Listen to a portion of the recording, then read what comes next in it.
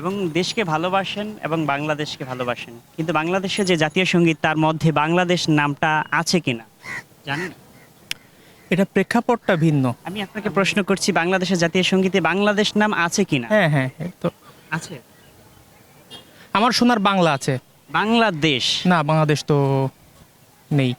আমি স্পষ্ট করে বলি আপনাকে, কোথাও কিন্তু বাংলাদেশ নামটা নাই। হ্যাঁ হ্যাঁ, এখানে আছে আমার সোনার বাংলা, না তখন বাংলাদেশ প্রেক্ষাপটটা নেই। ভিন্ন ছিল। হ্যাঁ, এখন আমার যে প্রশ্ন, তখন প্রেক্ষাপট ভিন্ন ছিল এবং লেখা হয়েছে বাংলাদেশ স্বাধীন হওয়ার পূর্বে, হুম। অর্থাৎ বাংলাদেশ স্বাধীন হওয়ার 65 বছর আগে এটা লেখা হয়েছে। হ্যাঁ, তাহলে 65 বছর পর বাংলাদেশের হাজারো শহীদের রক্তের বিনিময়ে দেশ যখন আমরা পেয়েছি, এখানে কি কোনো শহীদের নাম থাকা উচিত ছিল কিনা?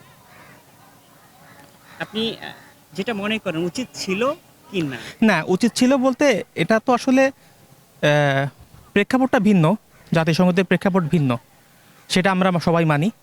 কিন্তু আমরা মানে অ্যাজ এ নেশন আমাদের একটা ইমোশন কাজ করে এই জাতিসংঘের উপরে। হুম। আমি আপনার কথা বুঝতে পেরেছি, আপনি হয়তো বলছেন জাতিসংগীত পরিবর্তনের ব্যাপারটা, এটা আমি পরিবর্তনের ব্যাপারটা বলছি না, আমি বলছি যে যেখানে যেই যেই জিনিসগুলা নাই, এই জিনিসগুলা কি থাকা প্রয়োজন ছিল কিনা? হ্যাঁ প্রয়োজন ছিল। এটা আমাদের প্রেক্ষাপটটা ভিন্ন, এটা বুঝতে হবে আপনাকে। এখন প্রেক্ষাপট যেমনই থাকুক, একটা দেশকে বহন করে, একটা স্বাধীন দেশকে বহন করে, অবশ্যই স্বাধীন দেশের নাম থাকবে না, এটা কি মেনে নেওয়ার মতো? না না, এটা না, বিষয়টা এমন না। প্রশ্নটা সহজেই করছি, যেহেতু একটা দেশকে স্বাধীন করা হয়েছে, সেখানে স্বাধীন দেশে বাংলাদেশ নামটাই থাকবে না, এটা কি আপনি সহজভাবে দেখছেন? খুব না না না, সহজভাবে দেখার বিষয় না এটা, এটা সহজভাবে দেখার বিষয় না। আমার মনে হয় তখন প্রেক্ষাপটটা ভিন্ন ছিল, সেটা ঠিক আছে, কিন্তু তারপরেও এই জাতীয় সঙ্গীতের সাথে আমাদের ইমোশন মিশে আছে এখনো পর্যন্ত। অবশ্যই থাকতে আমি পারে। হ্যাঁ হ্যাঁ, আমি পরিবর্তনের পক্ষে না আসলে। আচ্ছা, এই বাংলাদেশটা, বাংলাদেশের জাতীয় সঙ্গীত সে যেই লিখতে পারে, সে হচ্ছে একজন মাওলানা লিখতে পারে, একজন ঠাকুরও লিখতে পারে, হ্যাঁ, হ্যাঁ। সেটা নিয়ে কোনো কথা নেই। না না, কথা হচ্ছে যে বাংলাদেশে প্রথম আমার সোনার বাংলা আমি তোমায় ভালোবাসি, এটা বাংলাদেশি মানুষ যখন বলে, ভারতের যারা পশ্চিমবঙ্গের তারাও বলে আমার সোনার বাংলা আমি তোমায় ভালোবাসি, তাহলে তাদের মধ্যে আর স্বাধীন দেশের মধ্যে পার্থক্যটা কোথায়?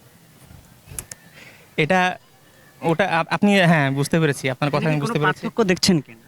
না না না, পার্থক্য দেখছি না। দেখছেন না? মানে আমার শোনা, আমরা যে বাঙালি জাতীয়তাবোধ জিনিসটাকে আমরা ফোকাস করে, হয়তো ওরাও বাঙালি আমরাও বাঙালি, কিন্তু আমাদের দেশ তো ভিন্ন। ন্যাশনালিটি, হ্যাঁ আমাদের ন্যাশনালিটি সেটা ভিন্ন, আমাদের বাংলাদেশি, আমাদের ন্যাশনালিটি বাংলাদেশি, কিন্তু জাতি হিসেবে তো আমরা তো বাঙালি। জাতি হিসেবে বাঙালি। একটা ডিফারেন্স থাকা উচিত, এটা ঠিক এখন আছে। যদি কোনো তফাতই না থাকে, তাহলে আপনি কিভাবে বুঝবেন যে আপনি বাংলাদেশি না ভারতীয়?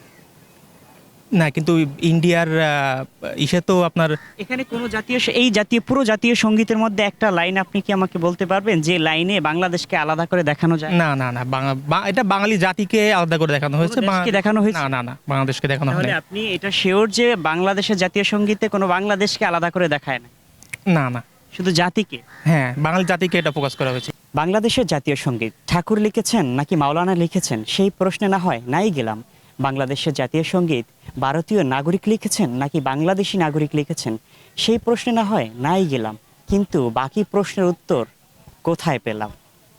তকি খান, নিউজ 9, ঢাকা।